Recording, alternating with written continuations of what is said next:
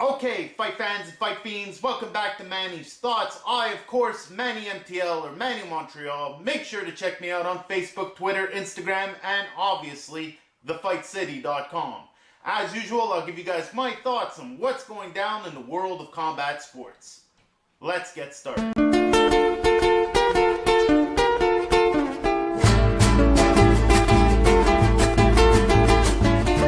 Congratulations are due. Congratulations, Groupe Yvon Michel, on another successful night of fights at the Casino in Montreal. Great venue, great atmosphere, and honestly, a great card. Kudos to their matchmaker, Sam. He had a tough night, and honestly, everything was well matched. 2 pro debuts. One I'm going to salute, Maslam Akdenis. Good on you, kiddo. Put a little less pressure on yourself. You could tell you were nervous. It's your pro debut. You were really gunning for a knockout, and you didn't have to. The kid dominated all 4 rounds. Beautiful fight from him. I look forward to his progression. Returning Nick Gadwa. Previously had a broken nose. He's been out for a little while. Happy to see him back in the ring. Also successful. Dario Berdyshian. One of the cleanest boxers around. Just a beautiful, beautiful fight from him. He got a knockdown right at the end of the fight, but quite honestly, he didn't need it. He outboxed his opponent. A clear unanimous decision win for Dario Berdyshian. Next, Shakeel Phinn, the Jamaican juggernaut, the Canadian champ. Beautiful fight on his part. I was a little nervous, I won't lie to you. There's a couple factors that most of you are not aware of. Number 1, the DJ screwed up Shaq's walkout song. Little upset about that. Then I spotted Shaq with some new shoes. Little upset about that. As we know, we had a little issue with the weight. Upset about that. And then here's this Wolverine looking dude who's in really good shape, might I point out, who's fought at light heavyweight before for a WBC title. And, 17 wins, 15 KOs. When this guy was whizzing punches at Shaq, and he was missing, because Shaq's that good, but when he was whizzing punches past them, you could hear them. It was whistling. It was like... Quite honestly, very dangerous fighter. I really wonder if this guy had a better corner. He could have really given Shaq a hell of a fight. But in the 4th round, could not take no more. Had a cut over his eye. Was taking some really heavy shots from Shaq. The fight ended in the 4th, at the end of the 4th. Last but not least, Oscar Rivas, who took something like 68 seconds to knock out his opponent. Quite honestly, okay, yes, his opponent looked old, but he was properly ranked. This was for an NABF title, which puts Oscar Rivas in the top 10.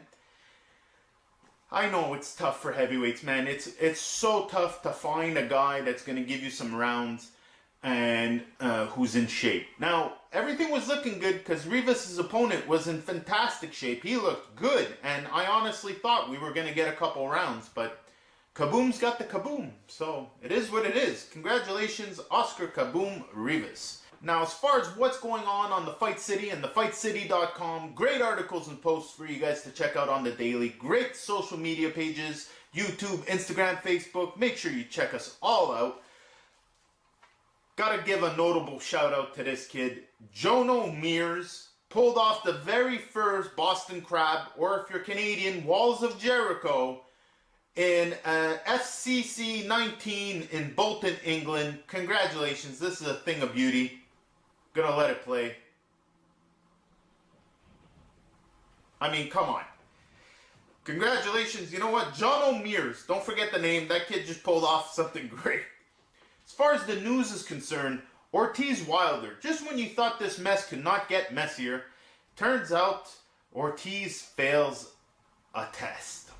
Now, at first everyone was ready to throw Ortiz under the bridge, but then he shows up with his blood pressure medication, which, to be honest with you, when you're weighing that much is not unheard of. There's plenty of NFL football players of his size who are on blood pressure medication.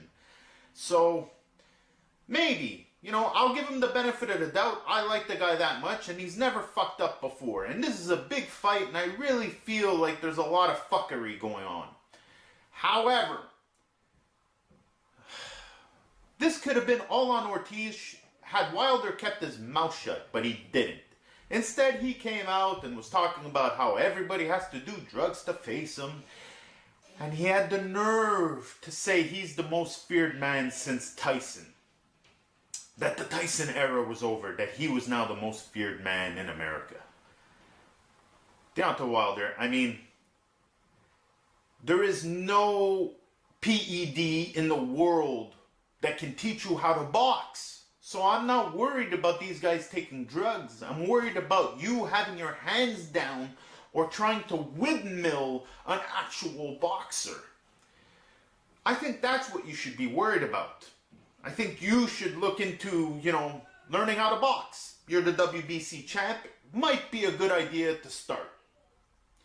Now, as far as Ortiz is concerned, he's been swearing up and down that he is not guilty. He's even offered to give a sample of his hair for them to do another kind of test to prove that it's his medication.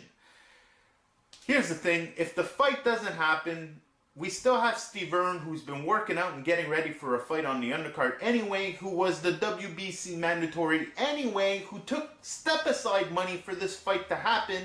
And quite honestly, I would love it if Stiverne got a shot after some sort of fuckery, because it would serve everyone right, and Stiverne would get even more money. But I have a feeling this fight's going to happen anyway. Deontay Wilder's already proclaimed that he's ready to face Ortiz with or without drugs. He doesn't care. He's willing to face him. He's asking for the WBC to give him a pass. I don't know what the hell that's about. I don't know how you put the belt on Ortiz if you're not going to say the drugs don't matter. They really got to look into the whole situation, quite honestly. I'm really hoping it's the blood pressure medication. More news to come on that. I'm still with you, Ortiz. I didn't throw you in the trash yet, buddy. There's plenty of heavyweights that do steroids. You would not be the first fighter. Nobody should spit on you for that. What they should do is spit on the system. So that leads me to the Ward, Badou Jack, and Adonis Stevenson saga. Just when you thought it was over with, because one guy retired, the other guy dropped his belt, there's still talk for some reason. Badou Jack's manager or coach put out an interview saying that there was no money in fighting Adonis. And even Ward's people said there was no money in fighting Adonis, and they didn't have any interest in coming over here to Canada. Yvon Michel kind of responded to one of them, but I mean, the way he breaks it down really makes sense. If you take Ward as an example, in Ward's last two fights versus Kovalev, Rock Nation technically took a loss because they paid him more than the actual fight generated. Twice. And in order for Rock Nation to eventually recoup their money for having so heavily invested in their fighter, is for him to fight more fights somewhere else, and for them to not have as much production costs, like here in Montreal. Yes, of course he would have taken a pay cut. But, relatively speaking, it's Rock Nation that would have to deal with that, because it's their problem that they overpaid him in his last two fights. And the truth is, the only loser in Ward retiring is Rock Nation Promotions. So say what you want about my fair city and whether or not we generate money, but facts are facts. Both Badou Jack and Ward were overpaid, especially for what they've done, against who they've done it. And in order for promotions to get their money back, these guys have to fight other people. Namely, something like unifying a title with Adonis Stevenson would have been ideal. But that's not what these guys are doing. So don't listen to the talk. Our city is fine. Adonis Stevenson is the biggest draw in the light heavyweight division, and that's the way the cookie crumbles. As far as what we can watch this weekend, we've got plenty of fights to talk about, so let me get started. First off, Thursday night, you're more than likely gonna have to stream this on the internet. Main events at the Mohegan Sun in Connecticut. Vaughn Alexander versus Elvin Ayala. It's a beautiful fight. Vaughn Alexander's 10-0 with 7 KOs. Just a little quick mention on that card. Cassius Chaney is on that card. I've actually gotten to see this heavyweight a couple years ago in Montreal. He hasn't been very active, but he's very interesting heavyweight. You can kind of recognize him from his giant afro. He looks like one of the boxers from one of the boxing video games.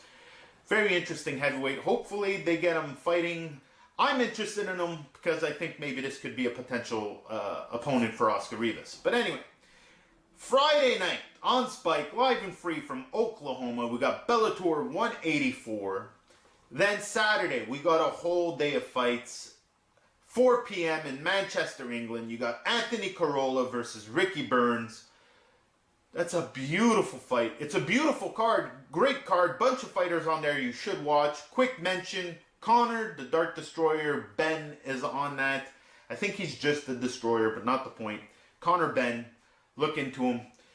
Also going down in the afternoon and pretty much ending at like 12 or 1 a.m. UFC 216 is going down as usual. The prelims are free online, and then the undercard's going to be on TSN and the Fight Network, and then the main card.